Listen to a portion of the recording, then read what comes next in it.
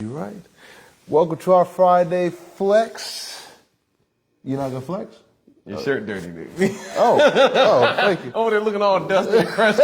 Well, I can still flex on them. Like you was over there baking bread this morning, making donuts. I'm gonna flex those.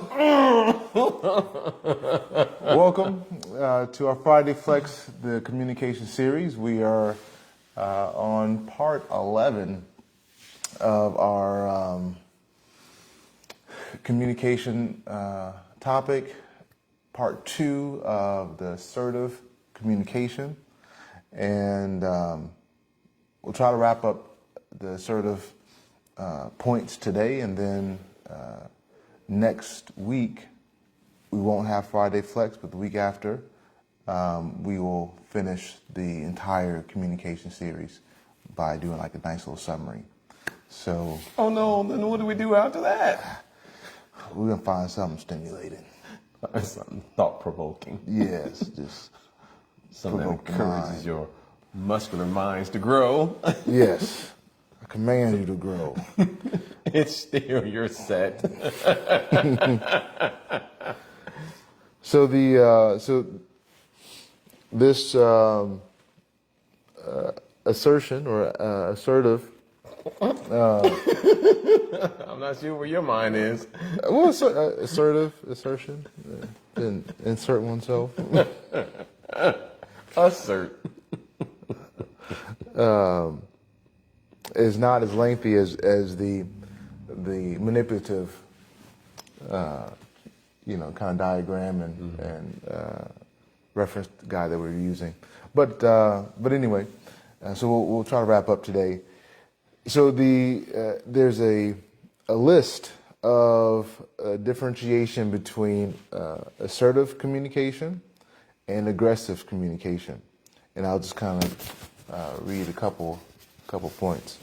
Do I have dust on my face? You good? Do I got anything on my face? I I shaved know you up. look at me like I got I'm- dust on my I'm face. over here looking all sleek and aerodynamic like a seal.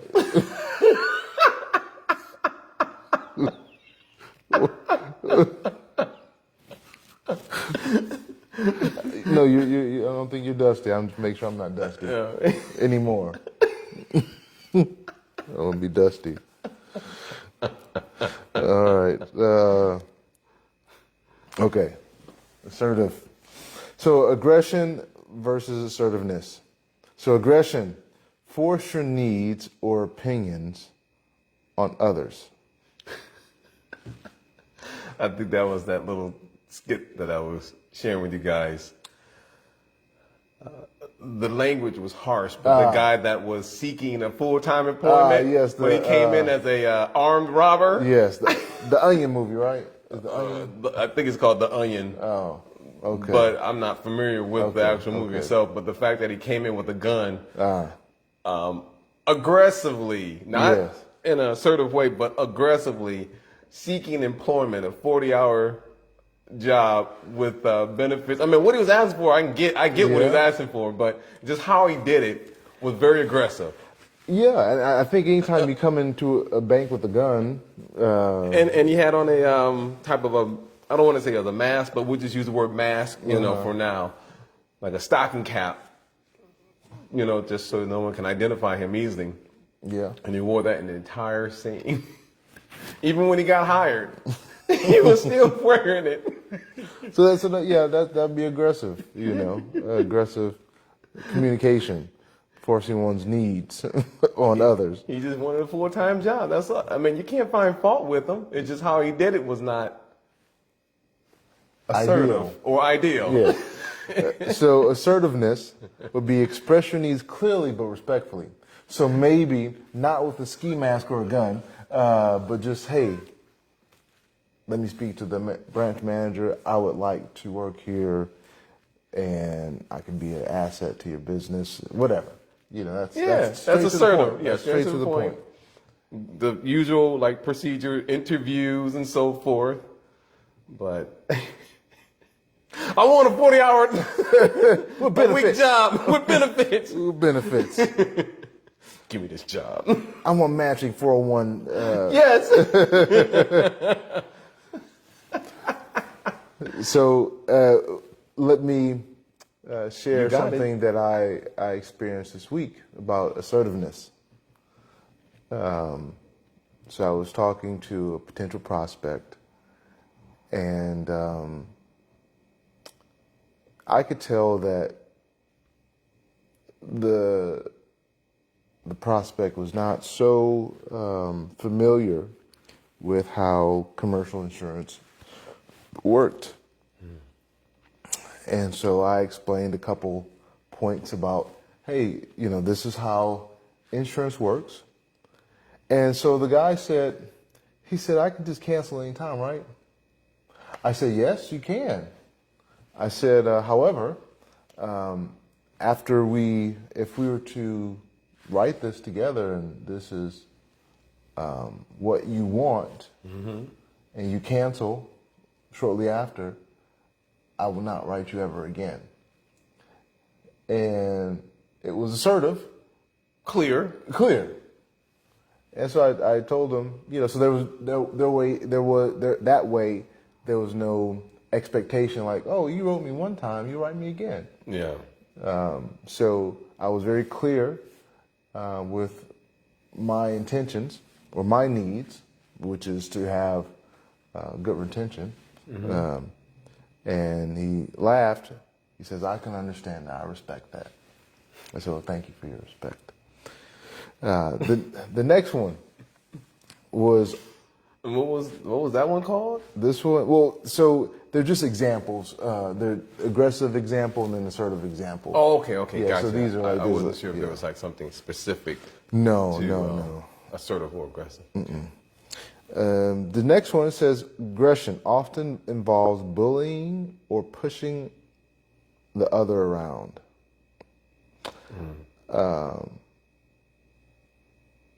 So I remember also in school, this was in, I want to say, 6th or 7th grade. I remember being picked on in science class, and I remember his name. I won't. It's a long time ago, so I won't bring up his name.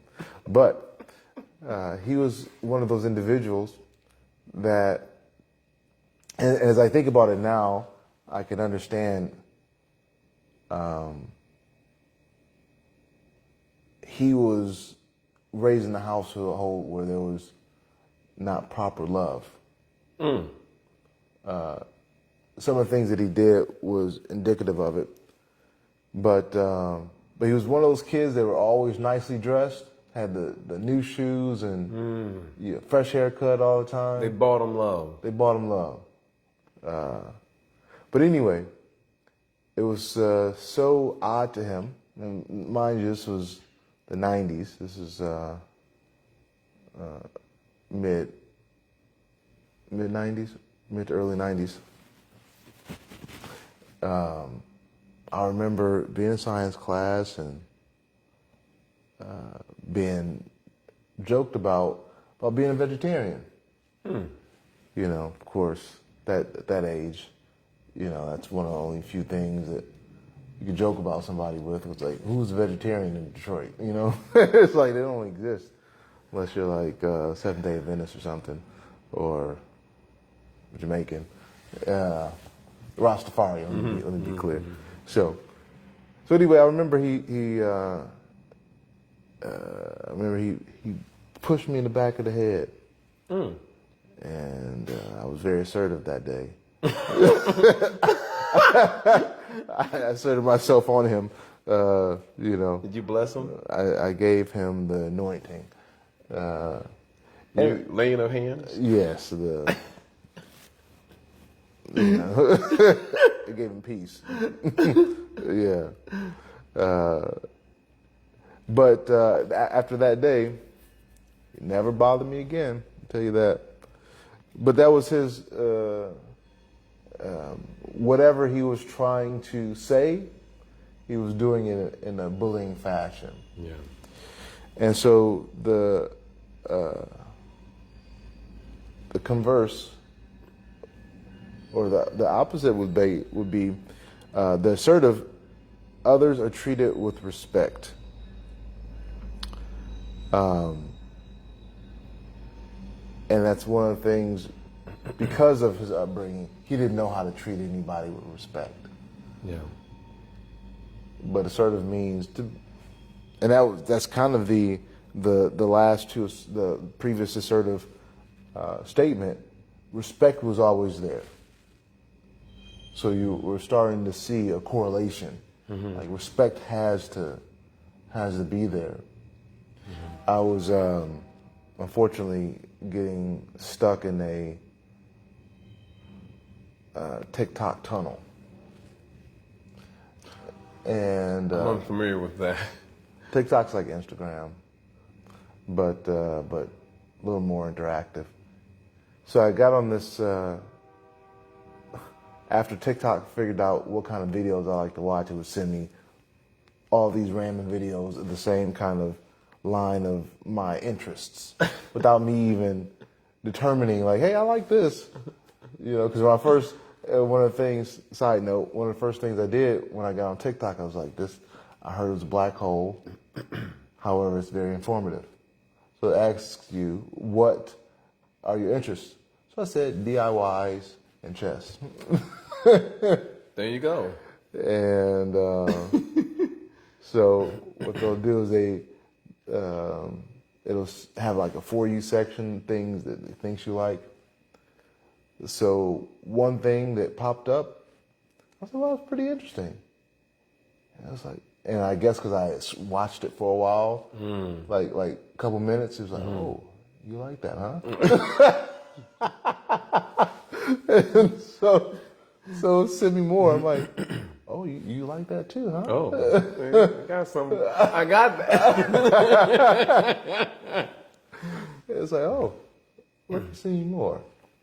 Yeah. So anyway, back to the point. So I found this one channel that they debate quite often. I like a good debate, but I like when it's fair. I don't like when it's unfair debate, when the person who's trying to oppose clearly doesn't know what they're talking about, or vice versa. And so there's one person who is, I don't know, call it moderator, but he's on the platform. He's not the host, but he's on the platform quite often, and he has a voice that he can interject. So he says something about. He says, "I don't need to respect anybody." That's kind of one of his themes, because he's very callous with his words. Very. It's not even assertive. It's more bullying. But one of the things that he makes known is that he doesn't respect that person. Like he doesn't need to show respect to anybody. Nobody, in his opinion, deserves respect. Including himself? Yeah, I'm assuming so. He's in the bathroom taking a shower. I don't respect myself. He beat himself with the soap. I beat me. All my life I had to fight. I beat me.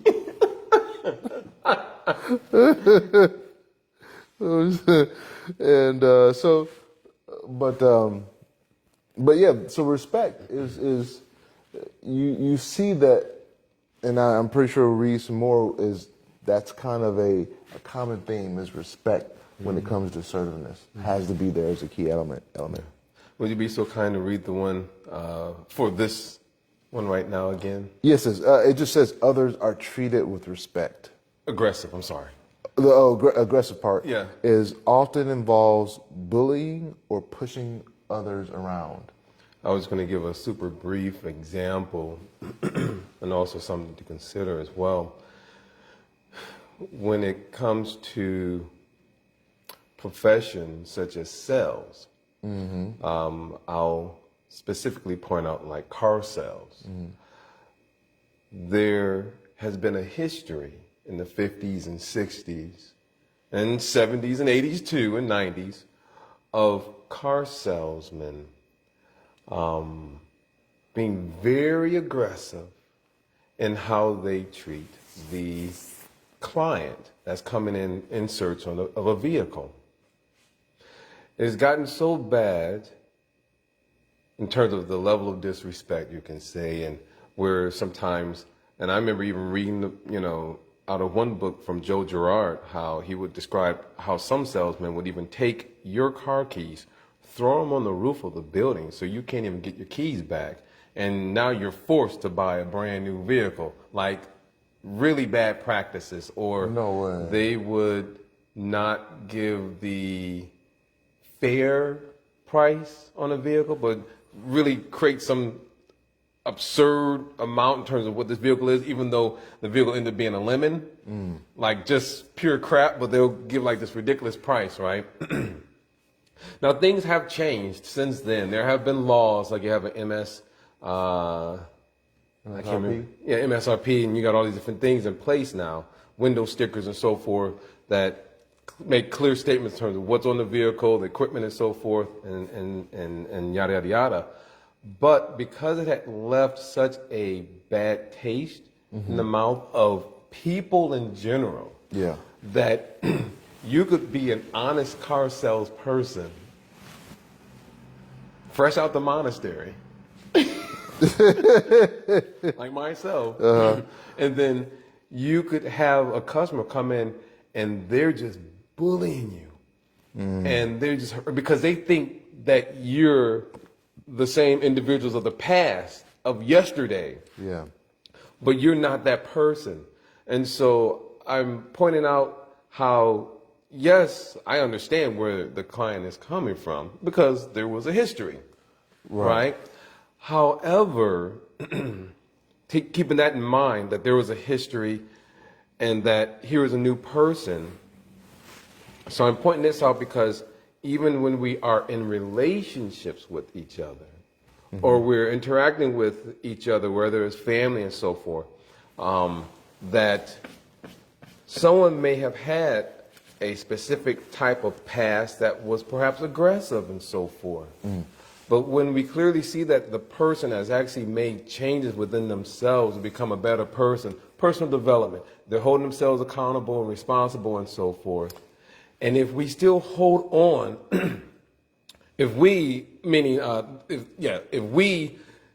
seeing clearly that the person has changed, but we're still treating them as if they're that other person from yesterday's or whatever, one, we're cheating ourselves out of having a wonderful relationship with this individual.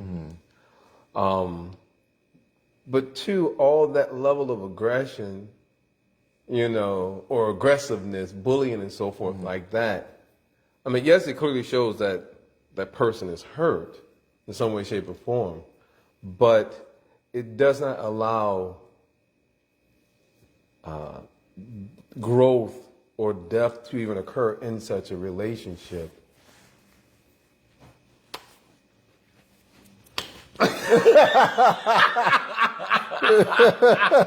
I am a puppet. Quit hitting yourself. I don't respect myself. Beats me. I'm sorry. We've been laughing about that this whole entire week. But I'm pointing this out because people do change. And that we, even though there's aggressive and assertiveness, still nothing wrong with being assertive. Right. But this aggressive mentality or holding on to old things is not healthy for us as the individual. And then, of course, if we care about the relationship that we have with the other person, is not healthy in that relationship either. Because we're not giving, we're still judging that person based off of something past, and we're not really giving that person a chance to show, like, hey, I'm a new person. Turn over a new leaf, yeah. Or be an example. So that reminds me of my days in Mathis Brothers, and I have a lot of friends, acquaintances, who I'm still friends with today, or I still talk to today in some shape or form, and actually watch this live. But at Mathis Brothers, one of the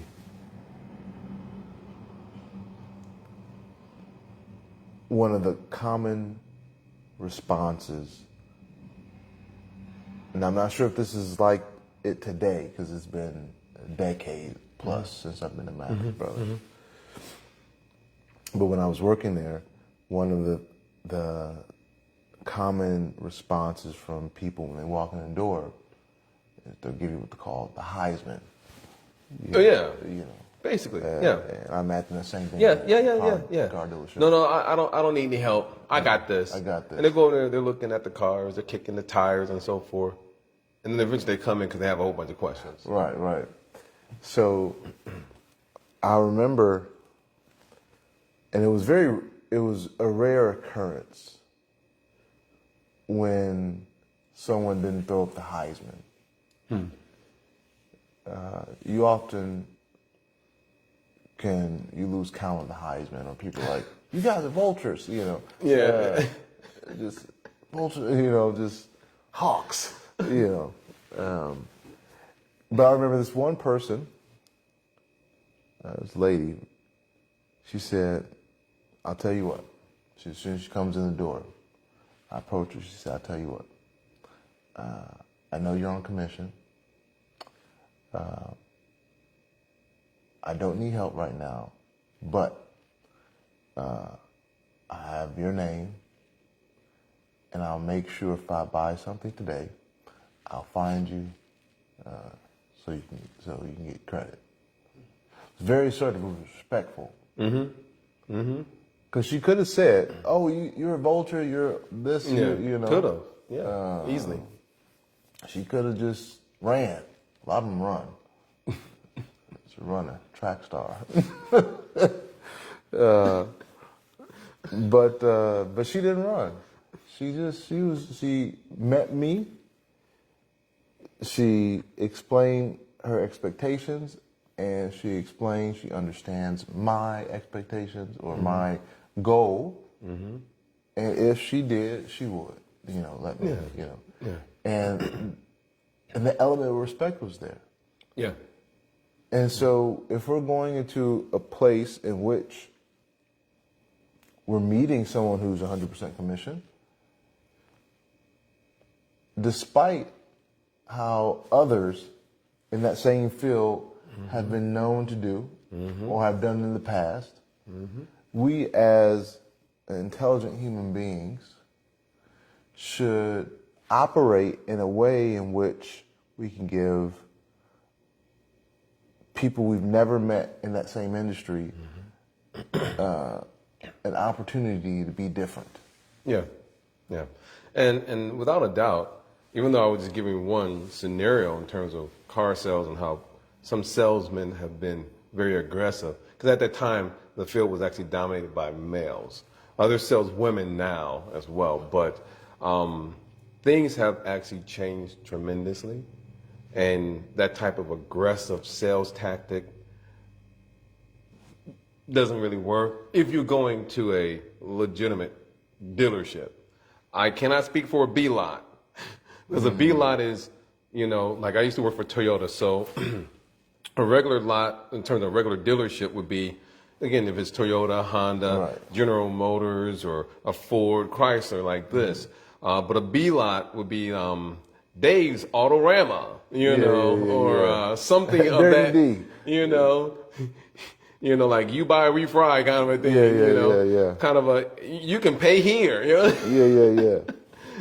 And we will insure the vehicle for you too, you know. It's like one of those, that's what's called a B lot. So I don't know how things are done there, but at an actual car dealership, that's not how things are really done. I mean, it's done in such a very gentle way, and it's more or less about connecting and developing trust and rapport right away with that person. And on my cell phone, I can show you countless pictures of me with a lot of my clients of various ages. And we've had such wonderful experience just selling vehicles. But again, that's sales. One other small little detail, but still significant to point out, is that we're talking about, of course, two people, right? You know, one person bullying another person. very aggressive in their behavior, and of course, things to be done a different way, being assertive, right? But there's also that aspect where we could be very aggressive and bullying to ourselves. Yeah. And we as individuals, we're human beings. To, as we see in the great teachers or other intellectuals, they point out that is it pronounced err, E-R-R? I think that's how it's spelled. To err is to be human, or something like this. In other words, the point is to make mistakes is to be human. Like, we're humans. We make mistakes. Right. So, again, like we talk about imperfect senses, cheating propensity, forgetfulness, making mistakes. And so, again, making mistakes is one of them. And if we bully ourselves, then we're not at all helping ourselves to progress in our personal development. But it is, in terms of the bullying, is nothing more than just negative reinforcement.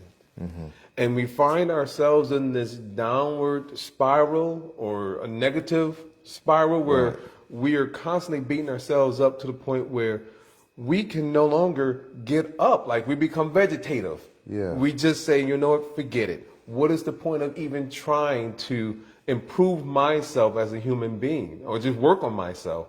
What's the point of holding myself accountable? I'm always making mistakes. I can't get it right. And the list goes on. So there's nothing wrong with even being assertive with oneself, saying, okay, hey, here's some grace. Yeah. If the great Aaliyah, the great philosopher Aaliyah says, if at first you don't succeed, dust yourself off and try again. Yeah. That is with the Romeo Must Die soundtrack. Yes. With Jet Li. Yes. So we have to, dust ourselves off and try again. It's okay. It's not about how many mistakes we make. Because, again, we will make mistakes. But what it's really about is, do we actually get back up and try again? Another philosopher, Donnie McKirkland, I think he had recently had passed. Oh, did he recently pass? If I recall properly. You know how people on Google never give an accurate or clear statement. But I think he may have passed. If he didn't, great.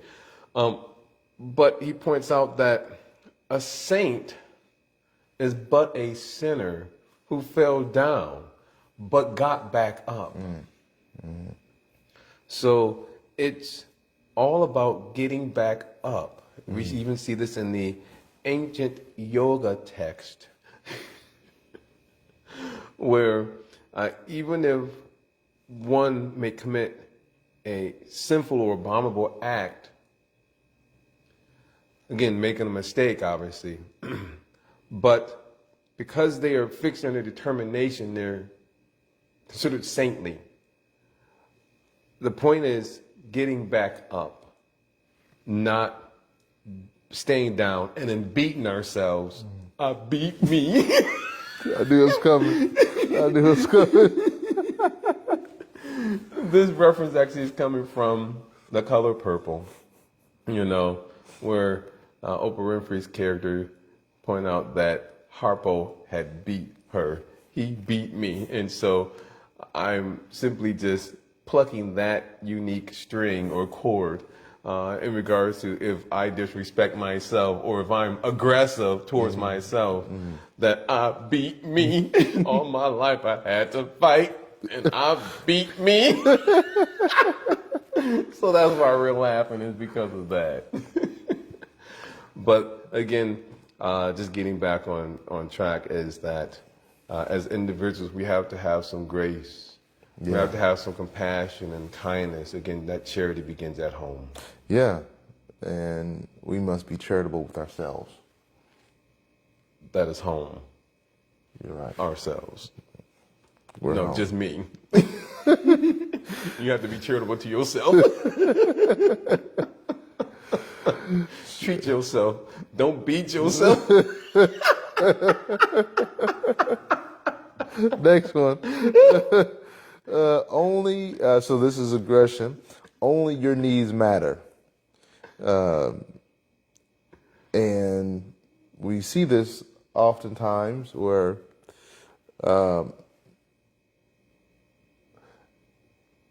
and for those who have children, when they're young children, know that especially if they're siblings, the child thinks it's their needs that matter the most over the other. So they'll say, "This is mine." Yeah. And they will yank and do all types of things. And this is sometimes as adults we do the same thing. This is my country, or my school, or This is my park. this is yeah, yeah. And we see how when someone improperly attaches themselves to something, that this attachment, because of improper connection, brings anger.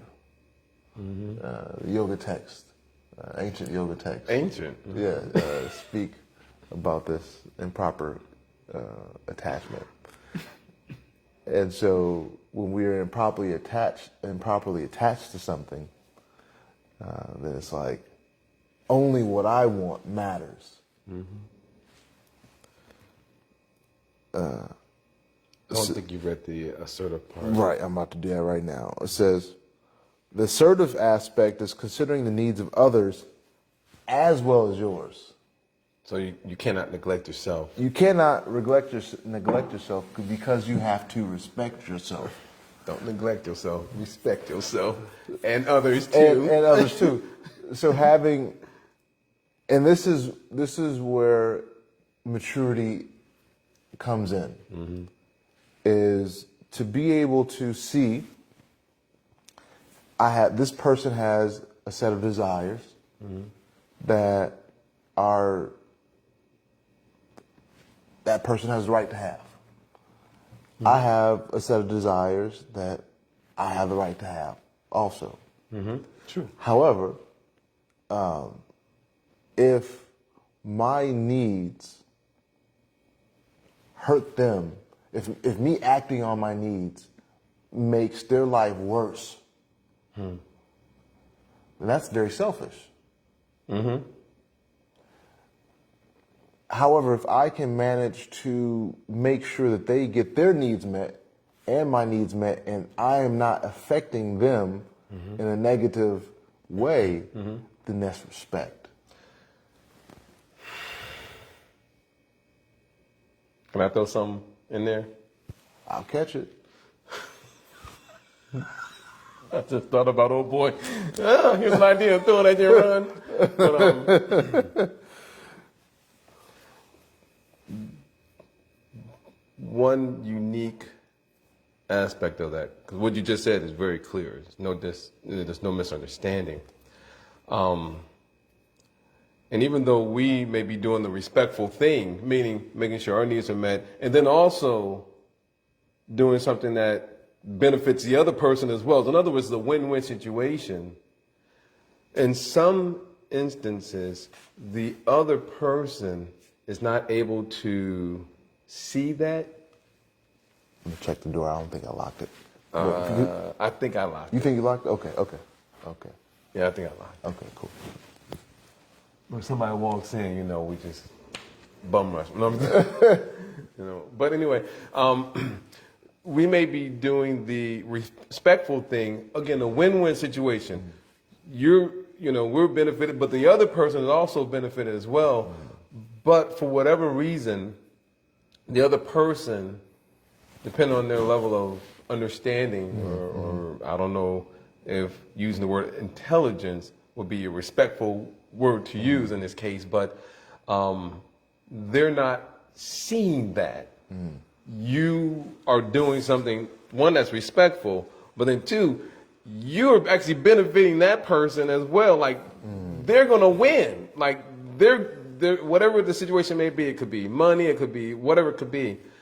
And so in neurolinguistics or NLP, that falls into the category of the word ecology, where there have been individuals, even within the black community, who have left the hood, for lack of better words, gone out, got scholarships, got an education, got a degree, maybe in business, they're an entrepreneur, they are able to start up a business or what have you, and they go back into their community from which they originally come to uplift everybody, basically, and then those individuals, not all of them, but a fair enough of them, seem like they turn against you, like, oh, so you think you're better than us? Oh, you left us here. You don't care about us. And it's like, no, there wasn't. This is a desert, meaning whether it's an opportunity desert, a food desert, but a desert is a desert. I'm not trying to present you an oasis. I'm not trying to present you a mirage. I'm not trying to blow smoke and mirrors and so forth. But I actually left so I can get something that'll benefit me and you too. But then they're not able to comprehend that. And they think something else, and it's almost like an ego aspect, where they're not seeing the big picture. Like, hey, if you listen carefully to what the person is saying, it's not that they're trying to act or that they act in a way to be disrespectful. They're creating a situation where they can uplift people. We sometimes see this in some of the, like Master P.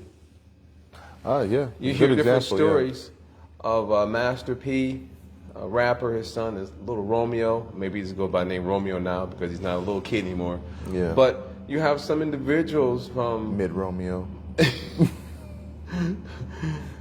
that they go back into their community to uplift people, and to put money in their parents or siblings' pockets and family and friends and so forth, because they really truly wanted the best for not only themselves but for their people too. Yeah.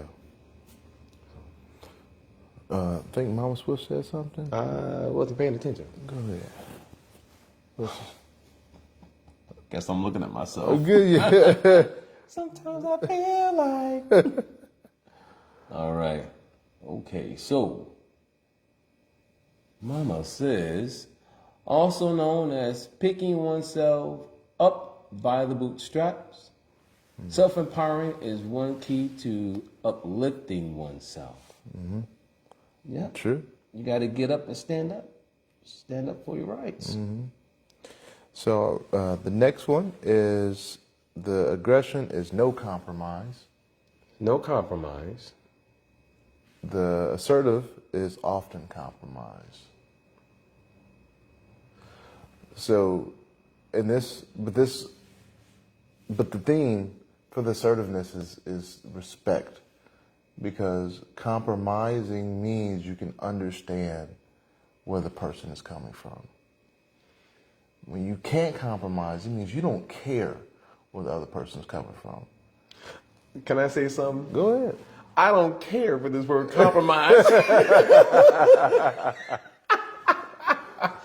And the reason why I say that, because when we compromise, it's still not allowing yourself and the other person to come in their fullest effect. So a better word would actually be to collaborate. Okay, I like that. Okay. Dr. Haley. All right. Well, very good word. I shared that with her some time back. But anyway. So you came up with collaborate. Well, yeah, and she appreciated that. But, still giving her a shout out because, Dr. Haley, still. All right. Therapy is therapy. Yeah. It goes both ways. It goes both ways. You're right.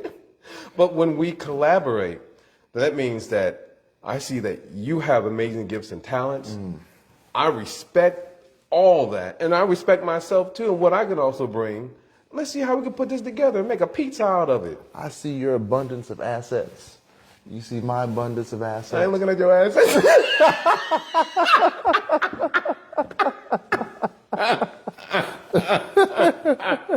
You better read the next one. But they're on display. I don't. You can just bask in my. Yeah, I remember what she said too. So the aggression damages relationships. Assertiveness strengthens them. Strengthens relationships. Yeah. Because you're pouring into not only yourself, but you're pouring into that relationship. You're speaking words that are uplifting, encouraging. Instead of, you always make the same mistakes. Yeah. You never listen to me. Yeah. You never hear or understand what I tell you. You always do this. Yeah, you always do that too. The definitive, But the theme, again, the thread is respect. Because you respect that person enough to find enough similarities, and you acknowledge the differences, respect the differences, understanding them, to allow the relationship to become even deeper. We see sometimes in spiritual circles Preach. that there isn't enough individuals coming together to appreciate the uniqueness. I can use the word differences too. Okay. But everyone has something unique to offer, is my point. That's why I'm using the word unique. And so there's a lack of appreciation amongst different spiritual practices to, again, appreciate the unique qualities or characteristics that may not necessarily be in their tradition, but may be in another tradition. Differences, someone may call them. So again, to give a shout out to, I think it's maybe Pope John Paul II, where he actually encouraged Catholics to interact with those of other spiritual practices and to learn and understand more about what they do and to take up and receive for the Osage. What is that place? It's the Osage, is it Keystone Osage Forest? Forest of Peace? It's where you like and your wife and her friend had gone. So that's the botanical. I'm not talking about the botanical. You know what I'm talking about. Don't make me get aggressive. But so Marie and Ebony, maybe those two ladies went. Oh, in Oklahoma City. No, it's not in Oklahoma City. It's right down. It's like maybe 30 minutes from here. Is that one place where there's the Benedictine monks. It's the first time I met Marie at your place. So the one lady, few individuals were the Benedictine monks, and they had gone to India, and they had interacted with a bunch of yogis and so forth, and actually brought those practices back to basically it's Tulsa here. And it's that Osage Forest of Peace. Maybe that's what it's called. I'm drawing blank. But I get newsletters from them. Because I wrote my name on their guest book, you know. But yeah, they're down there, and I think that's pretty cool. The Benedictine monks are not there anymore, but they just have it open for any spiritual practice to come there. And if they were going to do a retreat or anything like that, and they only serve vegetarian foods, so if it's Buddhism or Christianity or Islam, everyone is welcome to. Oh, maybe she's saying. No, she didn't mention it. But So it was the three of us. It was four. I thought you three had gone together, but if it wasn't just your wife and her friend Marie, but it's that Osage Forest. Did I go there? Anyway, I don't know if you went. I thought you did. I don't know. Anyway, Maybe you didn't. Maybe it was just those two ladies. But it was like a cold day. Okay. It was overcast. Overcast. Yeah. It's quite specific. Oh yeah, yeah, yeah. And then I was at your home, and then it was overcast still. Okay. All right. But it was a cool place, and so I thought it was really nice to see. It was Marie and Evan. They went on a retreat there. They went to go visit there, but I told you it was Marie and Ebony. I thought you said I was there too. I don't know if you was there or not. I wasn't. Just so you know, I wasn't there. Clearly. I was like, what? I didn't go. Well, go ahead. Yeah. But yeah, so I'm pointing this out because it's nice to see various people of various backgrounds come together and have uplifting, positive conversations, regardless of their unique qualities or gifts that they have in their specific spiritual practice.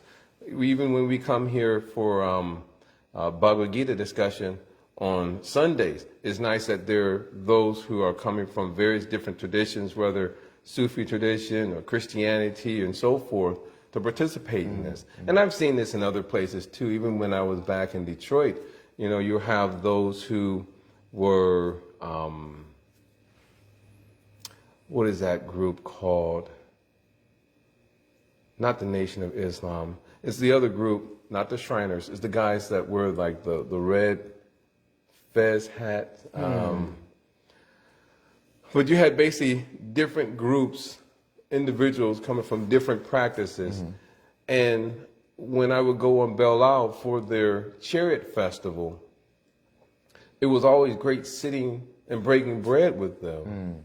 And we're just having amazing conversations. And there's a few guys that are Jewish, they come there, and those who are, again, coming from different backgrounds. And just to see everyone coming together to break bread in peace and love. It's like that's how it's supposed to be.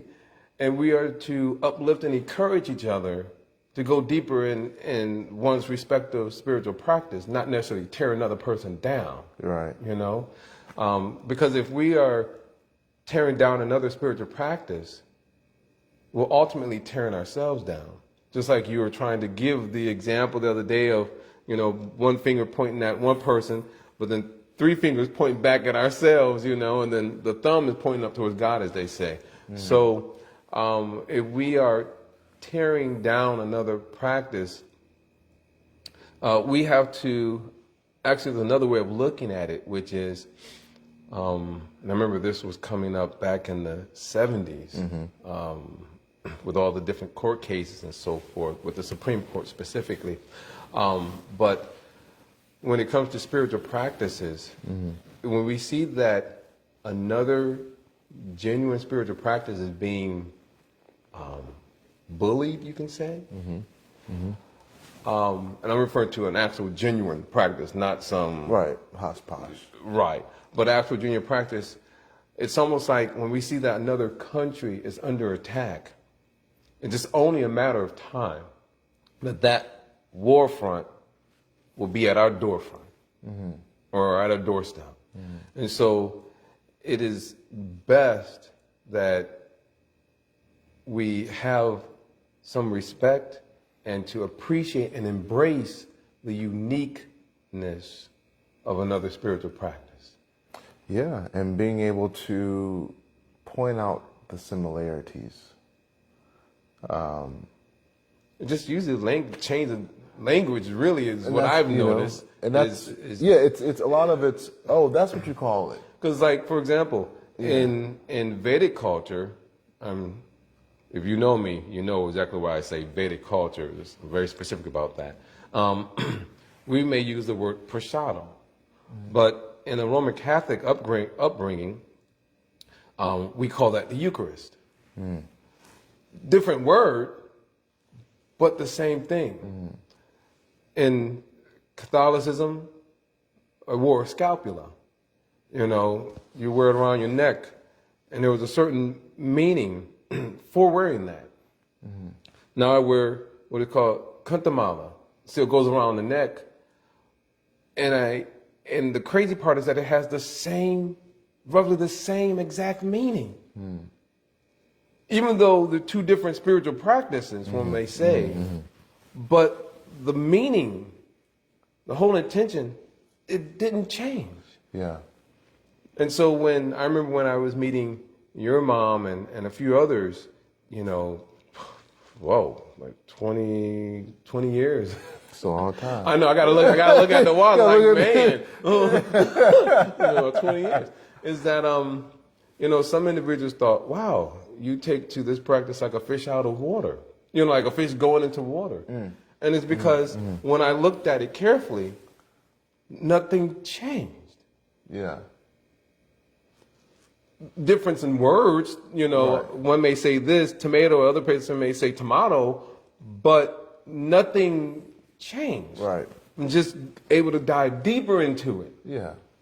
So. And even like to the point in I don't know in Catholicism it's there, but I know in the Protestant or Better watch your mouth. I'm messing with you. But the Holy Spirit. Yeah. Yeah, it's there. It's there. And in Vedic culture, that is translated into Paramatma. The same thing. Yeah. And so that's why oftentimes, not on our Friday flexes, but in other recordings in different in our spiritual yoga spaces, we talk about how as we become spiritual scientists, so to speak, we can see more similarities. We can see, oh, this is why this was said there. Yep. That's why that was said here. That's what they mean, or this is the intention behind it. Yes. But because no one wants to go into a laboratory. Why gotta say it like that?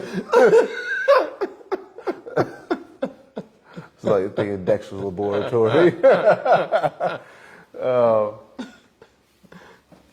So, because a lot of people don't want to go to those depths of understanding, it's like I'll just kind of call it this without any proper understanding as to what that is actually. But is ignorance truly bliss? I mean, if I don't know. For some people, they think it is. Yeah, It's the greatest yeah. thing since sliced bread. Yeah. Are there any comments? There was some mama. comment. Oh goodness. Okay, Ebony's saying definitely not enough cross-religious conversation. They do exist, but unfortunately, it's not advertised well. Yeah. Dang it. Because what is it called? Interfaith dialogues. Yeah. If I'm recalling properly. Where's the one? Oh, there it is. I thought Ebony said something, but it says when we understand that there's more than one way to learn about or connect with the Lord, the more unified we can become. Yeah. But at the agree same with time, that. respect has to be there. RESPECT. I already know what it means to me. You just need to find out what it means to you. But thing is, if one is actually making proper spiritual progress,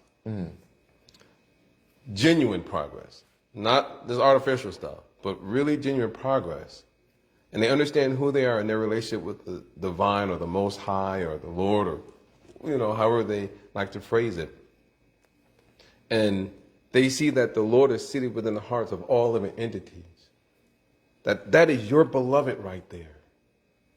Just like if we describe ourselves as being Muslim, we're not going to deface our masjid or our mosque. Or if we consider ourselves or define ourselves as Christians, we're not going to deface or disrespect our churches and, of course, Jews, temples, and synagogues, and so forth. Because we know that as a place of worship, that the Lord is worshipped and served there. So in a similar fashion, if we understand that our most beloved Lord is within the hearts of all, including our own heart, then we must be respectful if we truly are seeing the Lord is there. Yeah. And that's referring to those who are making genuine progress in the spiritual path. Unfortunately, you have those who are, I'm going to throw out a Sanskrit word, kanistadikari. I'm going to do it. I am going to do what you think I'm going to do. Yeah. Meaning those who barely have faith and they don't have much scriptural knowledge and understanding. In other words, they're, in one sense, you can just say they're perhaps a bit lazy because they're not willing to step into the laboratory, you know, to do their homework and so forth. And so for them, they're just blissed out in their ignorance. But it is those whose consciousness remain low. They are not able to offer proper respect to all living entities. They only think that if I define myself as a Christian, that only Christians should be respected. Or if I define myself as this, you know, Muslim or what have you, or Orthodox, that only those of my same birds of the same feather that we flock together, only they should be respected and no one else outside of that. Yeah. But we see even in the ancient yoga, Vedic tradition, that respect is not only given to those of the same spiritual practice, but respect is given to all living entities, including insects, you know, ants, because and so forth. It transcends the body, because you understand, okay, so this this sentient being also has the ability to demonstrate love or affection. Yeah. And so, therefore, as you were saying, and we, we'll kind of continue on this part, but as we go deeper into this laboratory of science, spiritual science, we understand, okay, so that must mean that if divinity is inherent within everything, Preach. Therefore, Come on, Pastor. I must treat everything with proper respect and be ready to serve. Be ready to serve. At any time. Anytime. I know we're cracking up, but we actually are very serious at the same time. That's a sign of spiritual intelligence, you know, that we can see the humor in everything, you know, to be very serious and at the same time to be light like Cool Whip. Cool Whip. Yeah. And so this not only is theoretical, but it becomes practical. Therefore, that's called a technology. And so when we're only thinking, oh, I'll treat this person this way if they act this way towards me, that's extremely theoretical.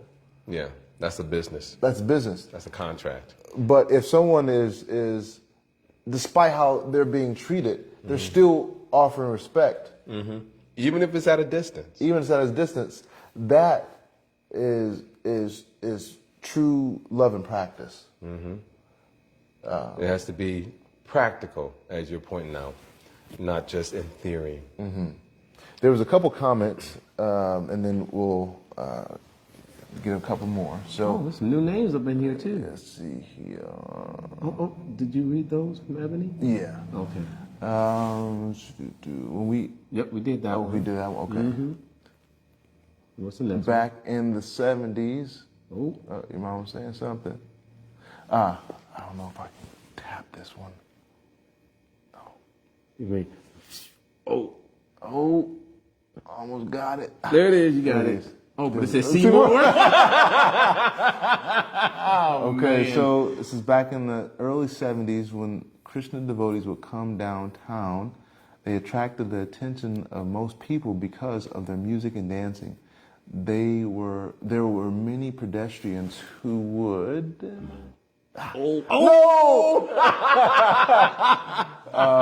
Hilarious. who would join in with dancing. There was lots of respect at that time.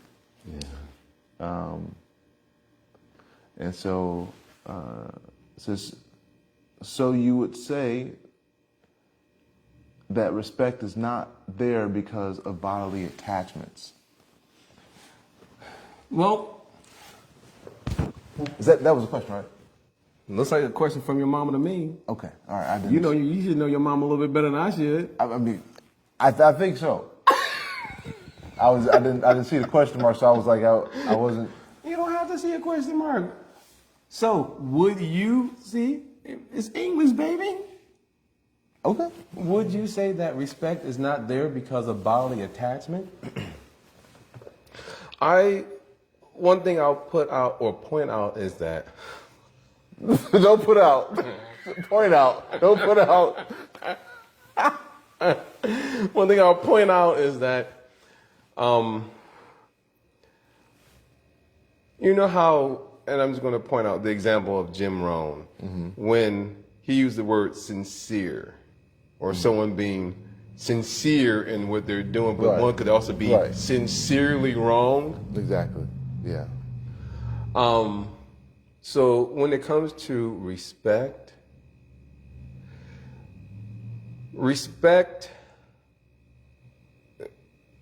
again, just to be mindful of all levels of it, is that just like we talk about unconditional love and conditional love, so there is real, genuine respect, without a doubt.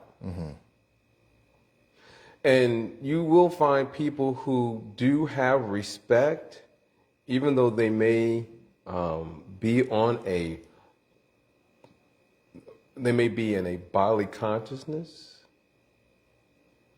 You know, they may have some attachment.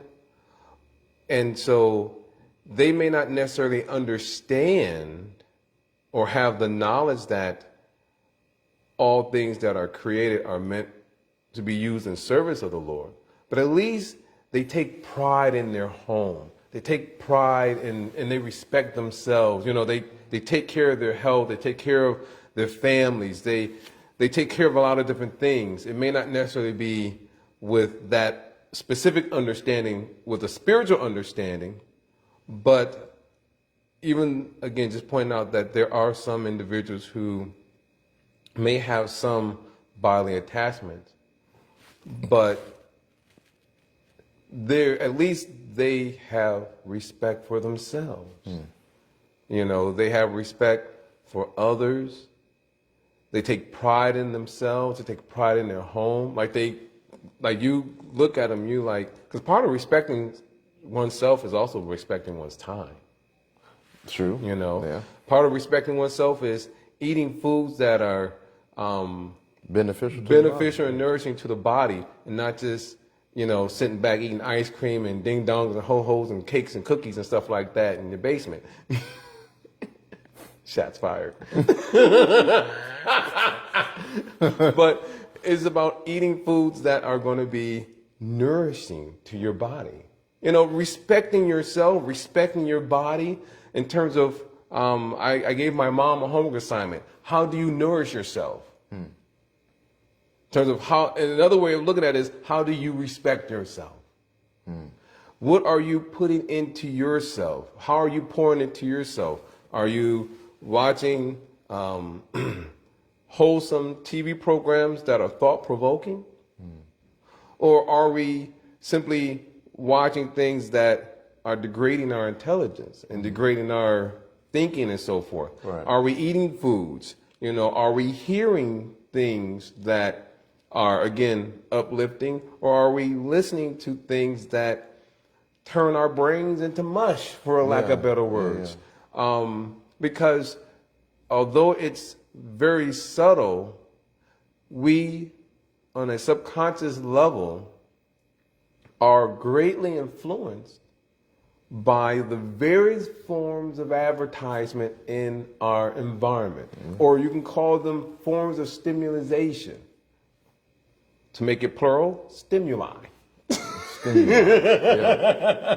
there's so much that is there in our environment, and we don't realize to the degree in which we are actually affected by these things. If we see it on TV, you know, we hear about it from someone else, or we smell something or taste something. You know, we are greatly influenced and affected by those things that are various stimuli in our environment. So again, just to be very brief, that respect can still be there, but the highest form of respect is when one actually has knowledge behind it.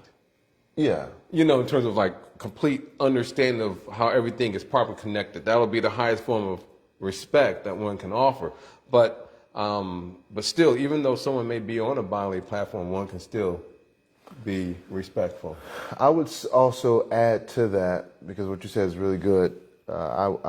My 1 cent that I would add to it. You can add two.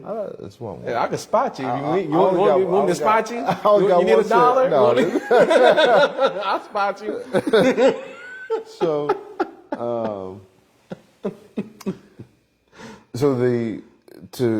Mom, to the question is that we can still have bodily attachments, meaning like for our family, you know, as we protect them and so forth, Yeah, care after them. When respect dissipates or disappears, is when we don't understand the value of the other person. Value. That's the key word. So we base a lot of our conversations with other people on their value to us. Mm-hmm. Mm-hmm. And if they have no perceived value, then we'll be more careless as to how we speak to them. Preach on. And even to those things which are not in the human body, maybe in the animal body or bug body, because we don't see a value. Oh, they just kill it. Just kill it. I'm hungry. I'll eat it. Oh, yeah, it's in the road. Let me run over it. You know, I saw a turtle today. I was like, oh no, it's a turtle. You know, and of course, you know, if of course there's gradations. Like if you're gonna hit somebody by swerving into a turtle, then you know hit the turtle. Hit the person. No.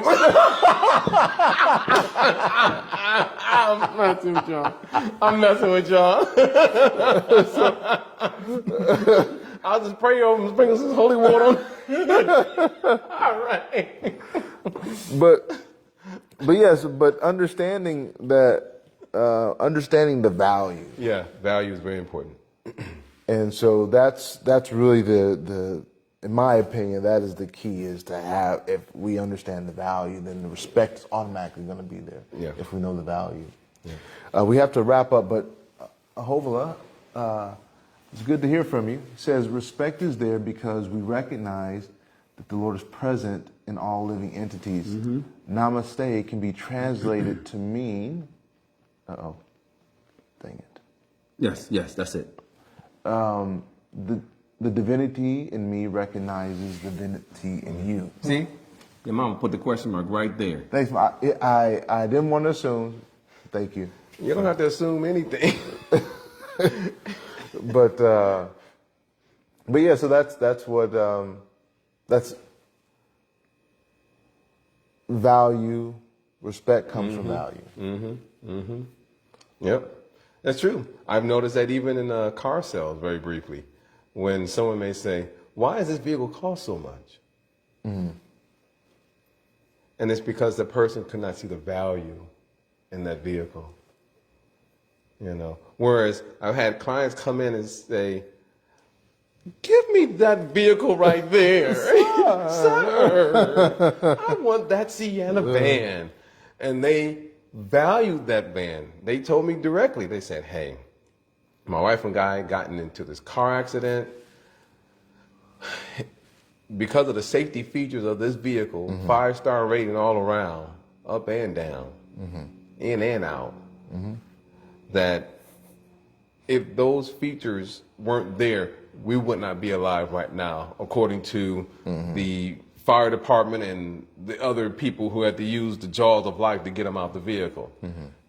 So those who, again, understand the value of something, they understand, wow, that's why it costs this amount. You know, and as ambassadors Of love. of love. On the wings of love. Sorry. we'll wrap up with this. As ambassadors of love, we have to understand the value of things on a deeper level. Not just from one perspective, but multiple perspectives. Because if we're communicating with someone, so just like, for example, this last example, at least for me. I'm not saying a word, Deacon. If we're raised in a family where our family doesn't see the value in something, then naturally we're not going to see the value in that same thing unless we've had one-on-one experience with that said thing, or to see, oh, well, actually this does have value. So as ambassadors of love, we need to expand our thought process, or our measurement, our means of validation outside of family, outside of friends, to get a deeper understanding, so that way we can offer due respect, you know, when confronted with that said item or thing. Or perspective. Or perspective. Yeah, exactly. So I guess we'll do part 3 of assertiveness, because we're still not done. We have to wrap up.